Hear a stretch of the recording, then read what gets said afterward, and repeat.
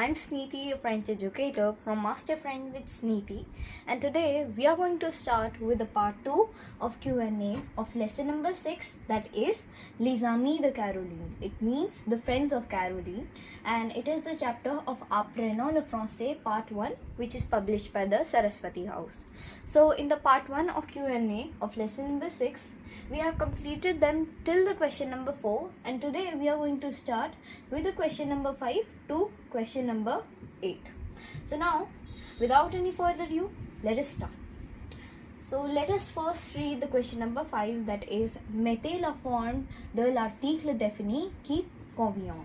It means put the right form of article definite. It means that the right form of the definite article should be needed to put here in the dashes. So now let us read the first one, that is dash shares. So first इसका basically सारे जो कि parts हैं form 1 to 6 same ही चीज़ लगेगी, बस एक फंडा है जो कि आपको समझना है और वो आपको पहले ही बता रखा है मैंने मास्टर की में भी, लेसन की रीडिंग पार्ट में भी. तो जो ये हमारा वर्ड है, ये सारे जो कि सारे के सारे word from the word 1 to the word number 6 सारे के सारे हमारे को from the lesson number 1 to lesson number 5 तक में कभी ना कभी तो बता ही दिए होंगे. तो ये सारे वर्ड्स आपको पता हैं और आपको इनका जेंडर देख के और इनकी फॉर्म देख के कि ये सिंगुलर है या फिर प्लूरल है लगाना है. जैसे कि फर्स्ट वर्ड हमारा फेमिनिन में है तो फिर ला शेस लगेगा, और इसके साथ में इसके कॉमा में इसका प्लूरल फॉर्म है तो इसमें लेस लगेगा. जितने भी जो सेकंड कॉमा वाले हैं सब प्लूरल है, उन सब के सामने लेस लगेगा और बाकी में we'll put the convenient form. So let's us read the first one, that is ला शेस कॉमा लेस शेस. Then we have the second one, ल म्यूजी. It means the museum, and les musées, the museums. Then we have the third one, la corbière.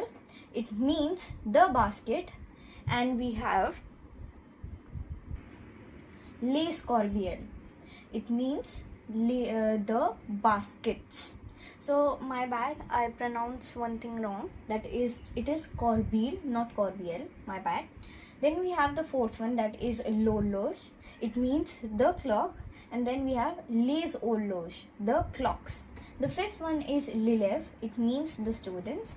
And then we have les élèves. It means the students, but it is in the plural form. The last one but not the least is l'oiseau. It means the bird, and we have les oiseaux, which is the birds. So that was all for question number 5, and let us go on to the question number 6. So here we are at the lesson number 6, my bad, the question number 6, that is écoutez et complétez les textes suivants. It means listen and complete the following texts. So here this is also a listening exercise that is given at the back of the book, and there is also a CD that you can use. So I have written the answers to them, but first let us read the example. Say Anish, this is Anish. Il a 10 ans. He is 10-year-old. Il est indien. He is Indian. Il est beau. He is handsome.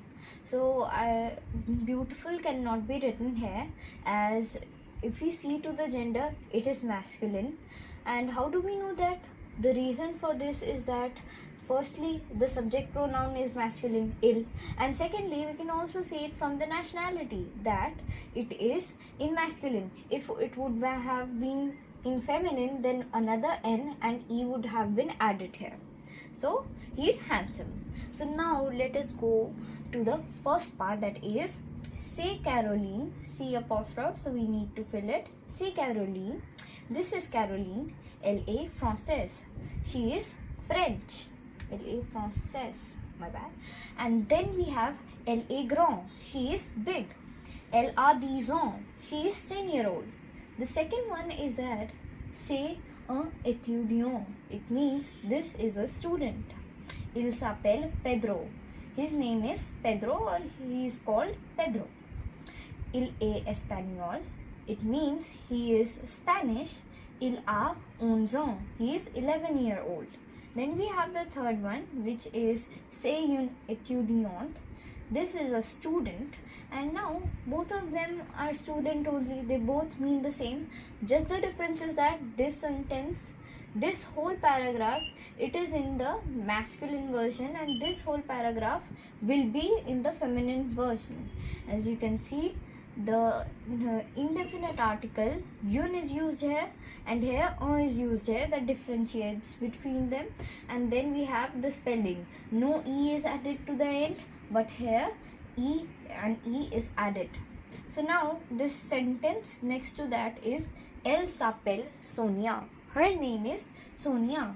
Elle est Italienne. She is Italian. Elle a 13 ans. She is 13-year-old.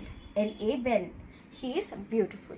So now here we have completed the question number 6, and let us go on to the question number 7.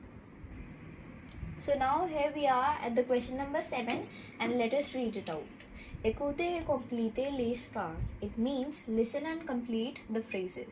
So this is also a listening exercise, and it is given at the end of the book. So now we are going to complete this exercise. There are in total 1 to 10 parts of this question number 7, and these are a bit long, but we are going to cover them in a short period of time with full to clearness of all of it. So here the first one, let us read it out. Emma habite en Italie. It means Emma lives in Italy. Elle est italienne. She is Italian. Then we have the second one. Jean habite en France. It means Jean lives in France. Il est français. He is French. Third one is Mamoun habite en Arabie Saoudite. It means Mamoun lives in Saudi Arabia. And then we have Il est saoudien. He is Saudi Arabian. Then we have the fourth one, that is Paul et Nicole habitent en Angleterre. It means Paul and Nicole lives in England. And then we have it as ils sont anglais. They are English. The fifth one is Neha habite en Inde. Neha lives in India. Elle est indienne. She is Indian. The sixth one here we have is Kyle habite au Japon. Kyle lives in Japan. Elle est japonaise. She is Japanese. Then we have the seventh one, that is Jacques and Tom habitent aux États-Unis. It means Jack and Tom lives in United States of America. Ils sont américains. It means they are American. Then we have the eighth one, that is Pedro habite en Espagne. It means Pedro lives in Spain. Il est espagnol. He is Spanish. Ninth one is Fatima et Banno habitent au Pakistan. It means Fatima and Banno habitent au Pakistan. They lives in Pakistan. And elles sont pakistanaises. They are Pakistani. Then we have the 10th one, that is Liu Mingpei. I don't know the correct pronunciation of this name, as it is from China, and well, there could be a little bit difference. Then we have Elle est chinois. She is Chinese. So now here we have completed the question number 7, and let us go on to the question number 8. It is the last question of this exercise, and I'm sure you all are happy. So let's go. So now here we are at the last question of lesson number 6, that is the 8th question. So let us read it out. Écoutez votre enseignant et collez les pétales de la fleur en utilisant les autocollants. It means listen to your teacher and paste the petals of the flower using the stickers. So there is a flower made in your book, and there are stickers at the end of the book. So the stickers are in the form of petals, small petals, and in the petals adjectives are written. So now we need to paste them according to their number. I have done that for you. Not pasted the real autocollant, which are the stickers, but yeah, you understood it. So the first one is mauvaise. Second we have is petit. Then we have intelligent, man's. Fifth one is bon. Sixth one is gross. Seventh one is bon. Eighth one is mauvais. Ninth one is petite, And then we have the 10th one, that is intelligent. So here we have completed the exercise successfully, and bravo to you all. You have done it with such a powerful manner that I do not have any words to represent my feelings. So the thing is that I'm really proud of you all. And here we have completed the lesson number 6, question and answers, and we'll meet in the next video of lesson number 7, reading part. Bye bye and see you guys. Wait. Do subscribe, like and share to my channel.